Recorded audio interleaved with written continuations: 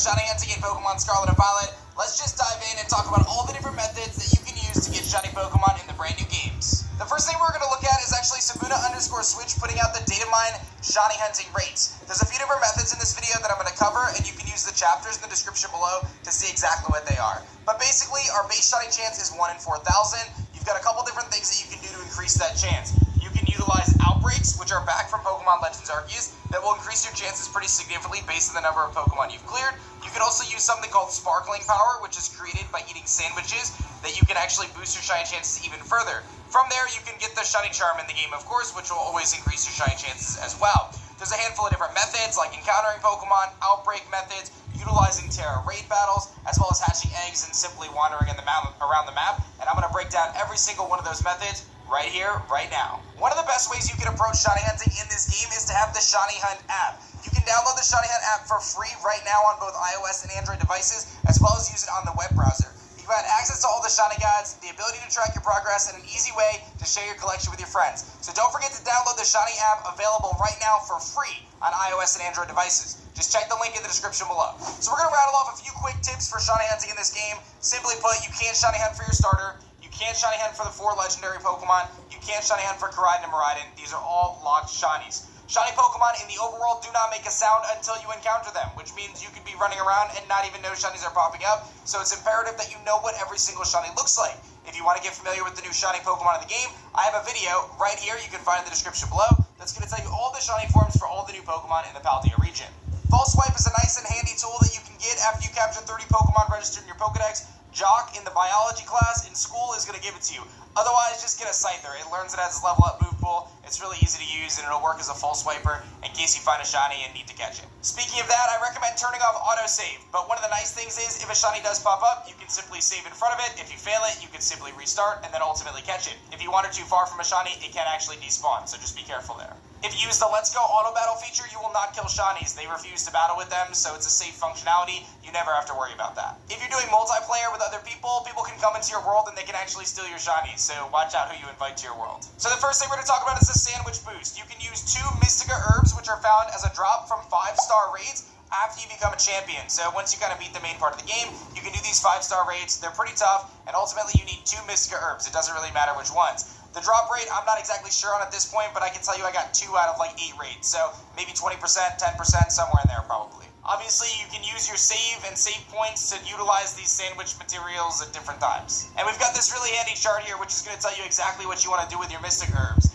Based on the ingredient that you pair with the Mystic Herbs, you can actually change the powers that you have to increase the encounters of specific types of Pokemon. So if you want to hunt for a specific Pokemon, like let's say you want to hunt for a shiny Scyther, you can use the cherry tomatoes with 2 Mystica Herbs to create the sandwich that you want, which is also ultimately going to increase your encounters for Bug-type Pokemon, and ultimately increase your shiny rate with the new Shiny Power 3, or Sparkling Power 3 rather. Be sure to screenshot this video right now to grab this chart on your phone, or I'll actually put a link in the description too if you just want to download it there. The sandwiches last for 30 minutes, and they give you those sparkling powers, and you can press right on the D-pad to view your boost at any given time.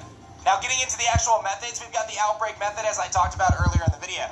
Outbreaks are going to spawn on your map, and they're going to be denoted by a question mark icon if you didn't register the Pokemon, or it'll show the Pokemon's icon with a bit of a glow behind it. That's how you know there's a mass outbreak. You have the flexibility of actually time skipping one day if you don't like the outbreaks you have to find new outbreaks. It's best to farm these outbreaks by using the Let's Go mechanic just because there's so many Pokemon that are spawning. I'm not even kidding. We're talking like 60 to 100 Pokemon, and as you can tell from the chart, your odds increase to the max level when you've cleared 60 of those Pokemon. So if you've cleared 60 Pokemon and you have Sparkling Power, you have a roughly 1 in 700 chance to find a shiny. With the Shiny Charm, that actually goes all the way down to 1 in 512. Needless to say, this is a very effective shiny hunting method, and with Let's Go, you can move pretty quickly and find shinies very easily in the game. And just a reminder, Let's Go will not fate your shinies, so that's a safe bet. Lastly, shoutouts to Anubis again. Once you clear at least 60 Pokemon in your outbreak, you can actually simply despawn and respawn all of those Pokemon in the outbreak until you get a shiny. You can just open up a picnic and then leave the picnic, and it's actually going to respawn those Pokemon and keep that outbreak alive at that 60 boost. So pretty cool. Here's a little clip from Sabuna actually utilizing that mechanic to respawn and ultimately get a shiny Venomoth. So pretty sweet stuff. From there, you have the opportunity to use Masuda method and breed 2 Pokemon together in the picnic functionality. Masuda method is something that came in Pokemon many, many years ago that involves breeding 2 Pokemon from different language games together. Oftentimes you'll hear people refer to a foreign Ditto, but it doesn't necessarily have to be a Ditto. It just has to be 2 Pokemon from different language games that are compatible. It seems that you can collect up to 10 eggs at a time, and you can utilize things like egg power to get eggs to hatch faster and show up quicker and so on and so forth. Terra Raid Dens also have a chance to be shiny, but they're not boosted by any sort of boost, so ultimately you just show up to the Terra Raid Den. As the den is generated before you go into it, it's determined, so you can actually save before each raid, and then if you find a shiny, you can restart your game and invite your friends to it and pass around those shinies with no problem. And last but certainly not least, you have the flexibility to simply wander around in this game. I think this game is probably the best for just random encounter shinies. Throw on one of those powers, sparkling powers from the sandwich, and just wander around the game and just have fun for 30 minutes and see what you can find. If not, reset and do it again. Seems like one of the best ways to get shinies that we've ever had. That's a shiny Meditite! First shiny in the game! My first shiny in the game is right there! Come back! There it is! My first shiny in Pokemon Scarlet and Violet is a shiny Meditite! Yo, that's actually wild. That's actually wild, man. Not what I expected. Not what I expected, man. But I'll take it. I kind of like how in this game you just don't even know if it's a shiny. I have to actually be really careful because if I get him too low, I could fail him. Let's not even mess around. Let's just start chucking Ultra Ball. Actually, what would look good? Repeat Ball would look good. Timer Ball maybe. Ooh, this is a big deal. This is my first ever shiny in this game.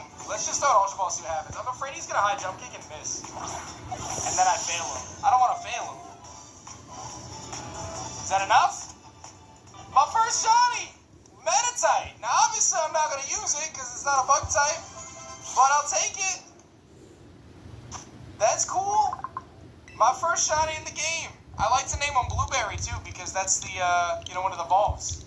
That's actually so funny, man. I'm just walking around training up some Pokemon, and your boy finds a random encounter shiny Meditite. You love to see it. I was surprised that it's taken me this long to find one, I'm not gonna lie. Like, I feel like I've spent a long time playing this game so far, and I'm actually a little surprised that it took me that long to find one. But I'm not gonna complain, shiny Meditite. As soon as I saw the red, I'm like, wait a minute. That's pretty interesting. So that's pretty much that. That covers all the different things that you can